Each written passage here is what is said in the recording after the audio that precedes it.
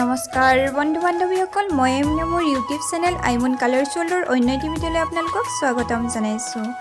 আজি মই আপোনালোকক এই যে ডিজাইনটো দেখিছে এই ডিজাইনটো এযোৰ ধুনীয়া মেখেলা চাদৰ আপোনালোকক বনাই দেখাম। তাৰ বাবে এয়া দেখিছে ফ্লাৱাৰলেছ লৈছোঁ, ফেব্ৰিক কালাৰ লৈছোঁ। এয়া মই বিভিন্ন ৰঙৰ ফেব্ৰিক কালাৰ লৈছোঁ, লগতে 3D আউটলাইনাৰ B7000 আঠা ব্ৰাছ। এইবিলাক সামগ্ৰীয়ে মই আজি আপোনালোকক এযোৰ ধুনীয়া মেখেলা চাদৰ বনাই দেখাম বুলি ভাবিছোঁ। আৰু এয়া দেখিছে ডিজাইনটো মই আঁকি ল'লোঁ। আৰু এই যে চাদৰখন মোৰ বাবে বহুত বেছি বহল আৰু দীঘল হোৱাৰ বাবে মই অলপ কাটি ল'লোঁ। আৰু চাদৰখন বেছি বহল হোৱাৰ কাৰণে মই অলপ কাটি লৈ ৰিপু কৰিলোঁ। এয়া চিনটো আছেই দেখিছে আপোনালোকৰ যদি চাদৰবিলাক বেছি বহল হয় তেনেহ'লে আপোনালোকে কাটি লৈ ৰিপু কৰি আকৌ তাত লেছ লগাই ধুনীয়াকৈ ধৰা নপৰাকৈ কৰিব পাৰিব। আৰু এইফালে ডিজাইনটোৰ ওপৰত মই এনেদৰে ফ্লাৱাৰলেছখিনি লগাই দিছোঁ। যিহেতু ফ্লাৱাৰলেছ সকলোৱে চিনি পায় বুলি ক'ব লাগিব, যিহেতু এতিয়া ট্ৰেণ্ডিঙত আছে ফ্লাৱাৰলেছৰ কাপোৰবিলাক। আৰু আপোনালোকে প্ৰায় সকলোৱে চিনি পায় বুলিয়ে ধৰি লৈছোঁ, যিহেতু ফ্লাৱাৰলেছৰ কাপোৰ প্ৰায় মই আজিকালি ওলাই গ'লে বা প্ৰত্যেকখন বিয়াই সকামে আজিকালি ফ্লাৱাৰলেছৰ কাপোৰ পিন্ধা দেখুৱেই।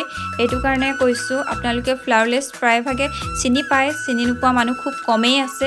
যিসকলে গম নাপায় ফ্লাৱাৰলেছেৰে যে এনেধৰণে মেখেলা চাদৰ বনাব পাৰি, তেওঁলোকক কৈছোঁ যে ফ্লাৱাৰলেছ আপোনালোকে যদি কিনিব বিচাৰে তেনেহ'লে অনলাইন কিনিব পাৰিব আৰু অফলাইন কিনিব পাৰিব।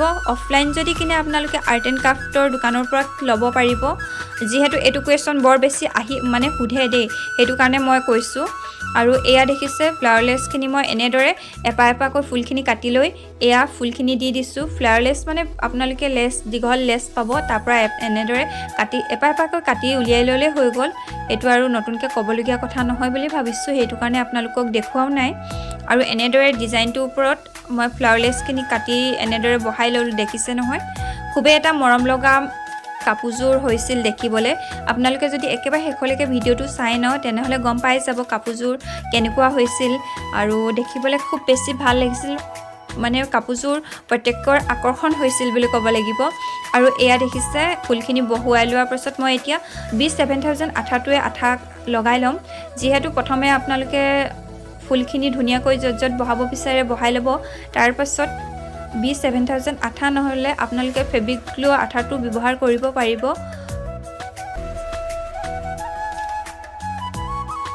আৰু এনেদৰে আঠাখিনি ধুনীয়াকৈ লগাই লৈছোঁ। এয়া দেখিছে কমপ্লিট আঠাখিনি লগোৱা হৈ গ'ল ফুলকিপাহত।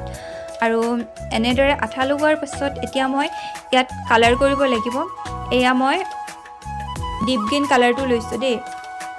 ডিপ গ্ৰীণ কালাৰটোৱে মই ইয়াত এতিয়া কালাৰ কৰিম, পাটকেখেলাত কালাৰ কৰিম। এয়া পাটকেখেলাত কালাৰ কৰি লৈছোঁ এনেদৰে।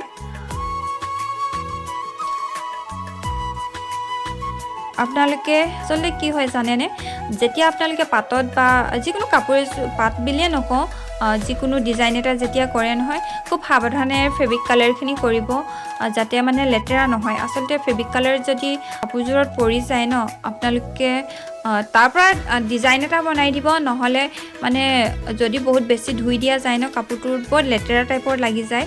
সেইটো কাৰণে আপোনালোকে যদি কেতিয়াবা মোৰ প্ৰায় এনেকৈ ফেব্ৰিক কালাৰ কৰি থাকোঁতে বেকা বেকি নহ'লে তাত পৰি যায় বা আৰু ছাইডত পৰি গ'লেও মই তাতে এটা ডিজাইন কৰি দিওঁ, তেতিয়া ধৰা নপৰে আচলতে।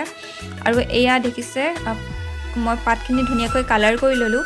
কালাৰ কৰি লোৱাৰ পিছত এয়া মই 3D আউটলাইনাৰ হয়, এইটো গ্লিটাৰ নথকা হয় দেই। কিছুমানে লিকুইড এম্ব্ৰইডাৰী কালাৰ বুলিও কয়। এয়া 3D আউটলাইনাৰ হয়। এয়া আউটলাইনাৰ মই এনেদৰে কালাৰ কৰি দিছোঁ, আঁকি দিছোঁ। খুব সহজ হয়। আপোনালোকে যদি ফেব্ৰিক কালাৰ কৰি থাকে বহুত টাইম গুচি যায়, এনেদৰে আপোনালোকে 3D আউটলাইনাৰে আঁকি ল'ব পাৰে। আৰু এয়া দেখিছে 3D আউটলাইনাৰৰ ওপৰত মই এনেদৰে ফুট দি দিছোঁ, তেতিয়া আচলতে বেছি দেখিবলৈ ভাল লাগে। আৰু একেবাৰে কম সময়ত হৈ যায়। আৰু এনেদৰে যদি কৰা যায় খুব কম সময়ত আপোনালোকে এযোৰ মেখেলা চাদৰ বনাব পাৰিব। যিহেতু এই কাপোৰযোৰ বহুত বেছি অৰ্ডাৰ আছে আৰু বহুতে বেছি ভাল পাইছে। মই বহুত কেইযোৰ এই ডিজাইনৰ মেখেলা চাদৰ বনাই দিলোঁ। আৰু বনাই টকাৰ পাছত মোৰো বেছি ভাল লাগিল, সেইবাবে মই এইযোৰ কাপোৰ সৰস্বতী পূজাৰ বাবে নিজৰ বাবে বনালোঁ।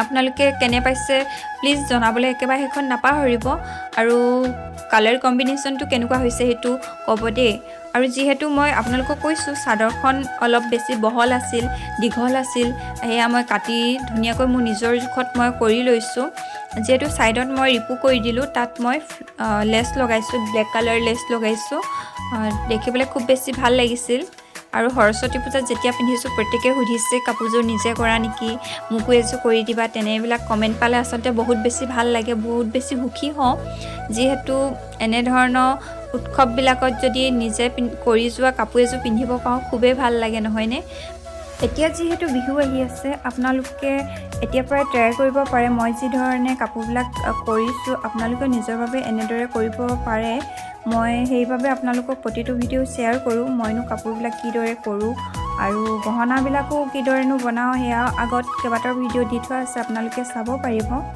আৰু এয়াই কমপ্লিট কাপোৰযোৰ হৈ গ'ল আপোনালোকে কেনে পাইছে প্লিজ জনাব নাপাহৰিব এয়া দেখিছে সম্পূৰ্ণ কাপোৰযোৰ আৰু যদি আজি মোৰ আপোনালোকে ভিডিঅ'টো চাই ভাল পালে তেনেহ'লে লাইক কমেণ্ট শ্বেয়াৰ কৰিব আৰু যদি ভিডিঅ'টো আপোনালোকৰ বাবে উপযোগী বা মোৰ হাতৰ কামখিনি আপোনালোকে ভাল পায় তেনেহ'লে চেনেলটো ছাবস্ক্ৰাইব কৰাৰ লগতে কাষতে থকা বেল আইকনটো অন কৰি থ'ব যাতে মই দিয়া ভিডিঅ'বিলাকৰ ন'টিফিকেশ্যন আপোনালোকে পাই থাকে তেনেহ'লে অন্য এটি ভিডিঅ'ত লগ পোৱা আশাৰে আজিলৈ আহিছোঁ